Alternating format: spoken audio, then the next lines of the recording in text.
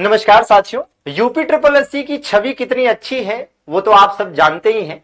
और इतनी अच्छी छवि है कि कई बार तो आयोग को खुद ही नोटिस जारी करके कहना पड़ता है कि आयोग और प्रशासन की छवि को जो लोग खराब कर रहे हैं उनके खिलाफ कार्रवाई की जाएगी। आपने लेखपाल वाले मामले के दौरान ऐसी नोटिस देखी थी जिसमें यह भी कहा गया था कि अफवाह फैलाने वालों के खिलाफ कार्रवाई होगी और एफआईआर तक हुई और कई सारी चीजें रही। फिलहाल यूपी ट्रिपल एससी की कुछ छवि है अच्छी सी, वो मैं आपको दिखाने जा रहा हूं। इसको देखिएगा और खुद ही डिसाइड करिएगा कि कितनी अच्छी या खराब छवि आयोग की है।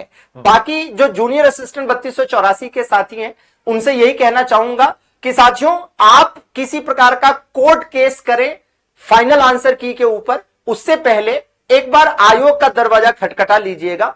क्या पता सचिव जी, अध्यक्ष जी समझ जाए और जो गलतियां हैं उसको सुधारना है। और इसको लेकर कुछ साथी ऐसे भी हैं जिन्होंने हमसे बताया कि सर हम आयोग गए हुए थे, UP triple SC junior assistant 3284 की फाइनल आंसर की में जो गड़बड़ियां हैं उसको लेकर, खास करके प्रसाद वाला और निरोग वाला जो प्रश्न है उसको लेकर गए हुए थे और यूपीआई वाले को भी लेकर हमने बात करी। तो सचिव जी ने कहा है कि हम विशेषज्ञों से इसकी जांच कराएंगे और जैसा होगा हम आपको अपडेट देंगे। तो ऐसा कुछ बच्चों ने बताया है। अब इसमें कितनी सच्चाई है ये तो हम नहीं कह सकते, लेकिन हाँ, है ना, अगर बच्चे सही कह रहे हैं तो ये एकदम सही तरीका है। और आप में से भी कोई अगर ऐसा है जो आयोग जाना चाहे और जो भी खामियां हैं, जो भी भाई गलतियां हुई हैं फाइनल आंसर की में, उसको लेकर आयोग से, सचिव जी से मिलकर अगर अपनी बात रखना चाहे तो बिल्कुल रखना चाहिए। क्योंकि कोर्ट में एक बार भर्ती चली गई तो कोई नहीं जानता कि साल, 2 साल, 3 साल कितनी लंबी खिंच जाएगी और कितनी फंस जाएगी। ठीक है। और ये मैं कहूंगा कि चाहे आपका जीएस वाला एक प्रश्न था जो चट्टान वाला, आर्कियन चट्टान वाला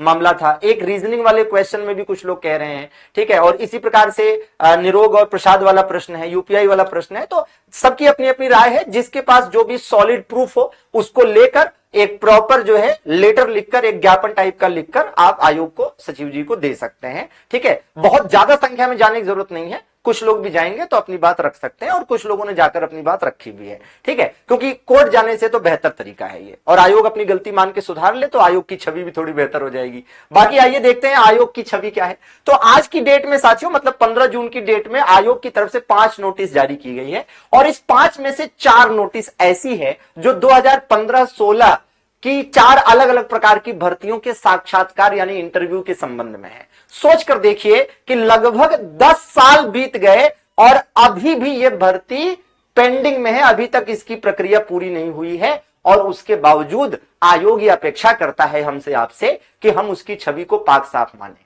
फिलहाल अब देखिएगा अब आप देखिए जो नोटिस आज पहली आई थी 2016 की एक वैकेंसी है बेसिक अनुदेशक, बेसिक कॉस्मेटोलॉजी की। इसी प्रकार से 2015 की एक वैकेंसी है आपकी अनुदेशक मशीनिस्ट की। ऐसे ही 2015 की एक और वैकेंसी है अनुदेशक टर्नर की। ऐसे ही 2016 की एक वैकेंसी है आपकी सहायक सांख्यिकी अधिकारी की। ये 4 अलग अलग प्रकार की वैकेंसीज को की साक्षात्कार को लेकर नोटिस जारी हुआ है कि भैया साक्षात्कार लेने जा रहे हैं। और एक जो है आपका दिव्यांग जन सशक्तिकरण निदेशालय शिक्षक संवर्ग की भर्ती है, इसका शॉर्टलिस्टिंग आया हुआ है। इसका पेपर आई थिंक 12 जुलाई को होने जा रहा है और इसकी शॉर्टलिस्टिंग आई हुई है, जिसमें आप देखेंगे कि जिसके भी पेट 2025 में 11.57 नंबर है वे लोग शॉर्टलिस्ट किए गए हैं। ठीक है। इसमें दिव्यांग जन का 6.29 अलग से कट ऑफ गया हुआ है। ठीक है। तो ये है भैया चीजें, आज की अपडेट जो आयोग की तरफ से, ठीक है, 5 अलग अलग प्रकार की नोटिस जारी करके दी गई है। ठीक है भैया।